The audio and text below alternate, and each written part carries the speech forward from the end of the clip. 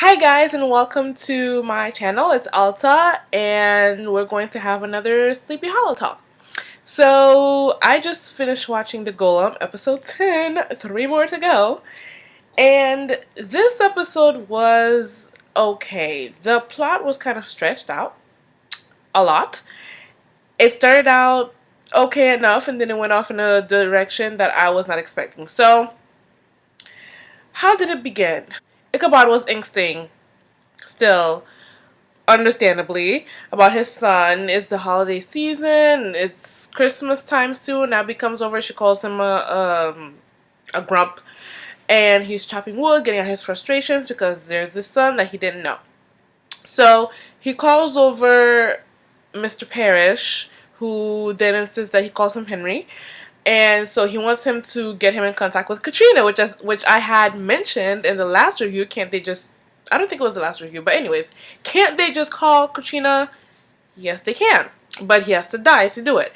So Henry, Abby stands by Ichabod. You guys, I feel like I feel like Abby cares about Ichabod more than he cares about her at this point in time. At this point in their relationship, I feel like, because, he's always trying to run off and do things all by himself. Oh, I think I deserve to have a word with them, blah, blah, blah. Leave me with the horsemen, blah, blah, blah. I think Abby really sees Ichabod as a friend. Ben seeing him as a friend, and I think he is fond of her. I don't think he realized the depth of how much he cares for her.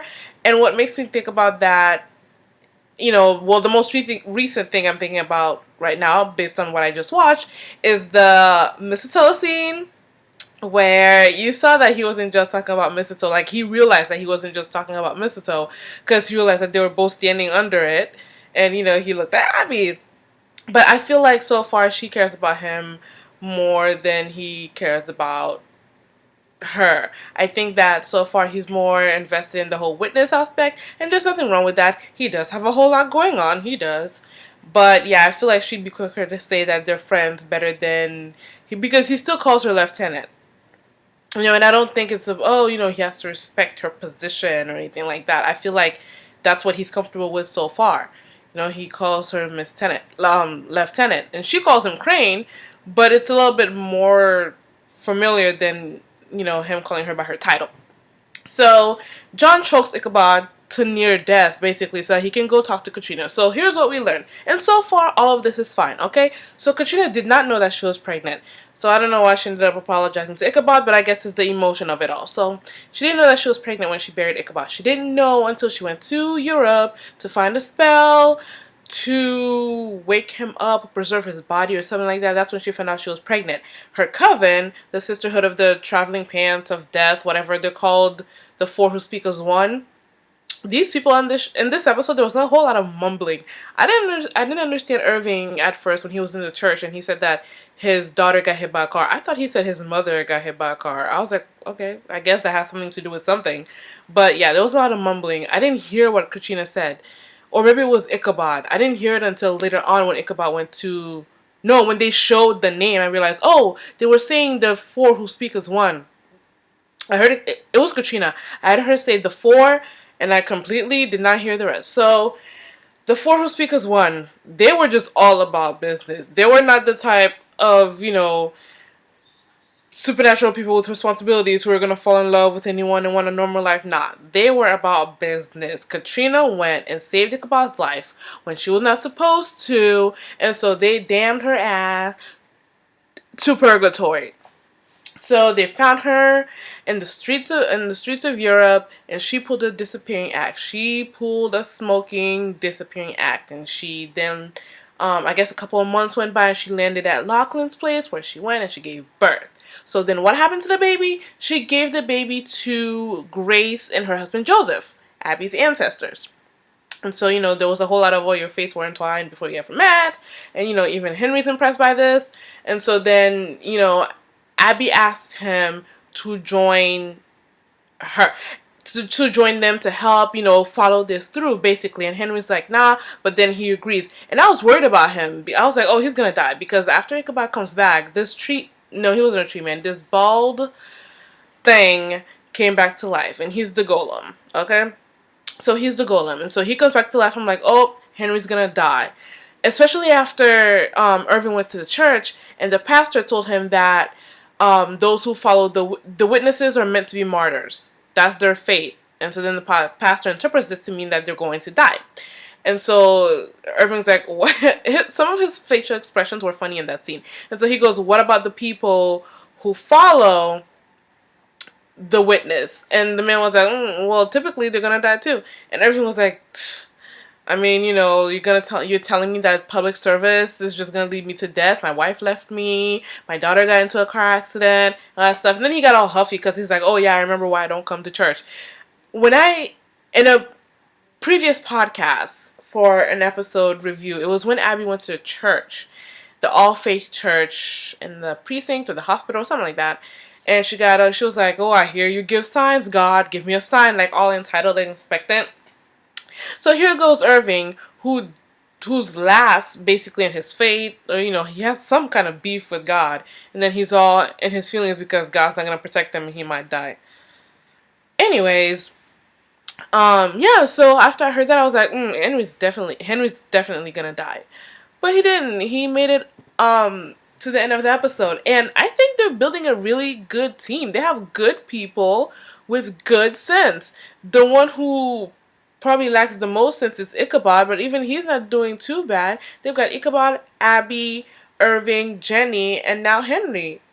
They're gonna save the world. So, yes. So, where was I? Yeah, so Katrina gives the baby to Abby's ancestors.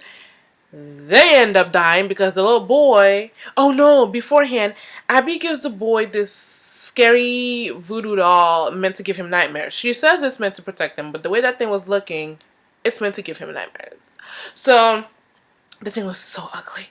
And so she gives it, you know, and then Abby's ancestors, Grace and Joseph, they end up dying in a fire caused by the baby because anytime the baby cried, you know, the baby, he's a witch's son, so he has power. So anytime he cried, whatever, fires would start.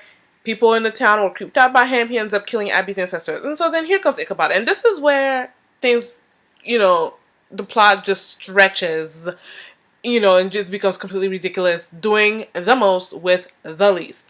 So Ichabod goes, my son killed your ancestors. And it's ridiculous that Abby even had to say it's not your fault. Really? And so, but then, you know, it's Ichabod, it's our Ichabod. He's like, I could have been there. Moving on. So, you know, he's checking on this burden. And so the boy killed the people. And so he ends up at an orphanage where he's being abused by this priest, right? And so his mom's gone, his dad's gone, just bad luck all the way. Because Abby found this box and it had his feelings in it, all that stuff. So he's being beaten, lashed, you know, getting lashings and all that stuff. And so then he basically finds an outlet, you know, pulls on his powers. There's the doll right there. His blood falls on it and the thing becomes animated and kills the dude. And so then the doll's mission, goal, whatever, is then to protect the boy. And he basically creates parents for himself. Two in one. The mother that he never got to know, and the father that he never got to know. That boy just, you know, he got a bad lot in life. And it got worse.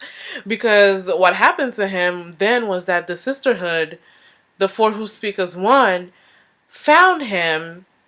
Because I was wondering how the golem ended up at in purgatory. Why did he even follow Ichabod to the real world? I guess maybe he thought he could make his way out to Jeremy. That was the boy's name. I don't think I've ever said his name yet. Jeremy was his name. I guess he thought he could make his way out to Jeremy. So he followed Ichabod out, and here comes the ridiculousness. The thing was going around killing the witches who were in the coven who put Katrina away. I mean, how was it finding them? Did it have some kind of supernatural sense? It was just like, really? This is what you're making the plot out of? This doll came back and he wants to kill people for Katrina still. I guess maybe Grace told Jeremy. I hope I haven't been calling him Henry. I feel like I've been calling him Henry. I feel like it's possible that Grace told him the truth about his mother, what happened to her. Oh wait, no, because they died when he was a baby. So then how was the thing operating? Maybe it spoke to Katrina while on the other side. This is how ridiculous it was. It was just too much. The thing was going around, so then they're literally chasing this doll around, and so they figure out where there was this librarian, she got killed. They figure out where the four who speak as one are. They're in the circus. Why they've lived this long? I think they got cursed when, okay, so the thing was going around causing destruction, I think, and so then they put it away, like they banished it because they couldn't kill it. They banished it to purgatory. Then they had to do something with Henry, and so they buried Henry alive and stopped his heart. These people were not playing, but then death begets death, and so I think they got cursed. Either way, their fate is to die too. And I like the whole speaking, in turn, completing each other's sentences. One like takes some, inhales some weed or some smoke or something, and it comes out the other one's mouth. I like that whole setup. Although I didn't understand why when they're like, oh, you're here, that means our fate's sealed, we're gonna die. Then when Ichabod says, well, you're gonna die tonight, they look at each other like, well, I didn't think it was gonna be so soon. So Ichabod's talking to them, how do I stop the golem and all that stuff, and they tell him that Jeremy's blood is what's gonna stop. His blood created it, his blood will stop it. And so Ichabod, he leaves, they die, and so here comes the thing, the golem. Oh, also, so before all of this happened, Ichabod was having a heart-to-heart with Henry, and he told him something that I really like. He said to Ichabod, whatever became of your son, Ichabod, you speak for him now. He was, after all, molded from your clay. I like that. And then Ichabod said Washington's Bible, and so we got going. But, okay, so, there they basically figure out that the son made the doll. And then we get a whole other scene, the very next scene, where it's like, the thing's a golem. Jeremy made it. It just feels like they realized the same thing twice. So, back to the circus. The golem comes. Ichabod gets frightened by a funhouse mirror, and he gets hurt when the golem smashes through it, and he gets a piece of glass in his chesticles or whatever. And so he takes it out, and Henry helps him realize that his blood is your blood, vice versa, all that stuff. And so he tries to reason with the thing.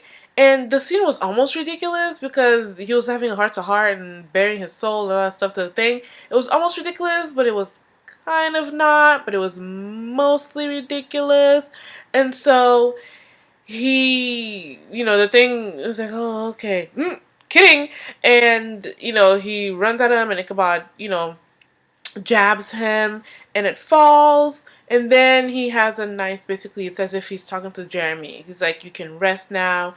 Beforehand he had told the thing, we need to let Jeremy go, and then so when the thing's dying, he's like, you can rest now and all that stuff. So that was the plot, and I can't believe they made a plot out of that.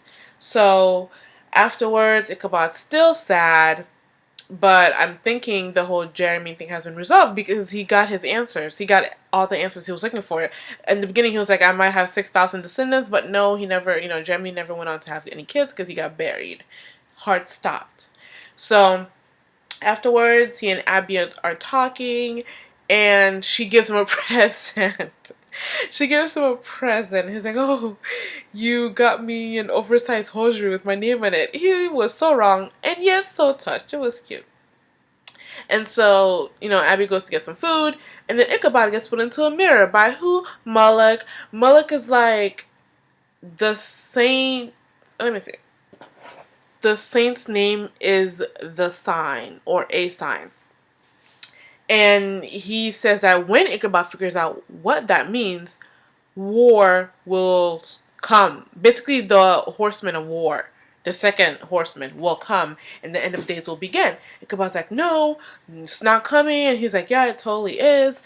And so he says that, your fate is sealed. You will die, and so will the second witness. I've already touched her soul once, and I will have her forever. And who's gonna give her to me? You. I said recently that Ichabod was gonna get Abby killed. Now, he is gonna deliver her soul to Mulek. How? Mpakone, I don't know, but he's shaken up by it. Abby went to get some food. She comes back and she's like, "What's up?" And he tells her right away. And he's teary eyed. He's like, um, Mulek says that you're going to die, and that I'm gonna give him your soul. I mean, I'm happy about this because it means that the attention is back on Abby. Not that I was really hurting for it, because let's be real, Abby is more developed than Ichabod. She really is. I mean, we got we got a pretty good storyline for Ichabod out of this whole son thing. It was good. It was the deepest look we've gotten at him so far. Katrina didn't do it, but the son thing did. But Katrina, I mean, Abby is, more developed than him. They spent a lot of time on her, adequate, reasonable time on her at the beginning, in the beginning of the season. But now her life's in danger, her soul's in danger, and so she's gonna be back in action because she's kind of been hanging in the back, just kind of like supporting Ichabod, just reacting to the stuff that's happening to him. And so here she is back in the forefront again. So I'm very, very excited to see what's gonna happen with that and how she's going to react. Oh, how Jenny's gonna react. I love Jenny, so I cannot wait for her to find this out. Although Abby might hide it from her to protect her. But I hope she doesn't. I hope she tells her so that they can work on this together.